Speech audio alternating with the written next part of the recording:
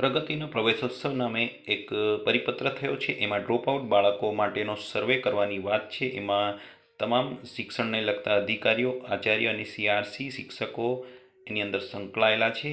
શિક્ષકોએ જે આ સર્વે કરવાનો છે એની અંદર આ QR કોડથી પણ તમે કરી શકશો, અથવા તો આ લિંક આપેલી છે એના ઉપર જઈ અને કરી શકશો। જો તમારું ઓલરેડી લોગિન હોય સ્વિફ્ટ ચેટ તો વાંધો નથી। આ સૂચનાઓને પણ એકવાર જોઈ લઈશું। કોઈપણ મોબાઈલ અથવા તો કોમ્પ્યુટર પર પણ આ કામ કરશે। હવે આપણે સ્ટાર્ટ કરીએ। સ્વિફ્ટ ચેટની અંદર તમારે OTPથી લોગિન થવાનું છે। જો ના હોય તો ઓલરેડી લોગિન હોય તો પછી સ્માર્ટ એટેન્ડન્સ પર જવાનું, ત્યાં હાઈ લખીશું એટલે આ ડ્રોપઆઉટના સર્વે બાબતનું પેજ ઓપન થઈ જશે। એની અંદર ભાષા સિલેક્ટ કરી અને આગળ વધીશું એટલે તમારી જે શાળાનો UID નાખવાનો થશે। એ એન્ટર કર્યા પછી શાળા બરાબર હોય તો ઓકે, અને ત્યાર પછી તમારો ટીચર કોડ એન્ટર કરીશું। ત્યાર પછી જે સ્ટુડન્ટ ડ્રોપઆઉટનો સર્વે છે એના ઉપર ક્લિક કરવાનું છે જેથી આગળનું પેજ। ત્યાર પછી જે ધોરણમાં ડ્રોપઆઉટ હશે એ તમામ ધોરણો બતાવશે, એના ઉપર ક્લિક કરીશું અને જે તે ડ્રોપઆઉટ વિદ્યાર્થી તમારી અંદર બતાવશે એને ક્લિક કરવાનું। એની અંદર તમે જોશો તો વિદ્યાર્થીનું તમામ બાબતો એન્ટર કરેલી હશે। એમાં આગળ જોઈશું તો એડ્રેસ, જે હાલનું સંપૂર્ણ સરનામું જો એ અપડેટ થયું હોય તે પણ લખવાનું, એમનો મોબાઈલ નંબર, બીજો મોબાઈલ નંબર, તમામ વસ્તુ આપણે એન્ટર કરવાની છે જેથી એનો સંપર્ક કરી શકે।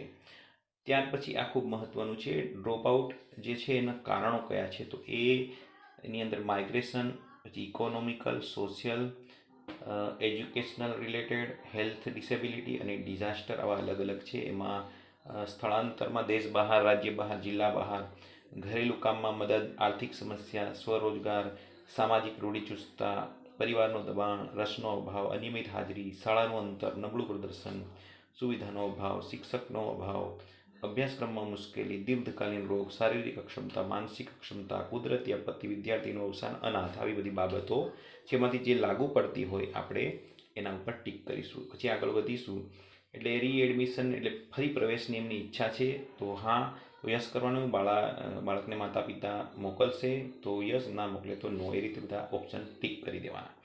ત્યાર પછી માર્ગદર્શકની વિગતો છે। હવે માર્ગદર્શકની અંદર હોદ્દો છે એમાં કયા કયા અધિકારીઓ, CRC, BRC, આચાર્ય કે પછી અન્ય કોઈ શિક્ષક, એ તમામ બાબતો આમાં 2 જણાનું લખવાનું છે જે એને ગાઈડ કરશે, એના વાલીને। અને શિક્ષક પણ જે તે સર્વે કરે છે એ પણ ગાઈડ કરશે। એટલે મેન્ટરમાં 2 જણાની એન્ટ્રી અહીંયા કરવાની થાય છે।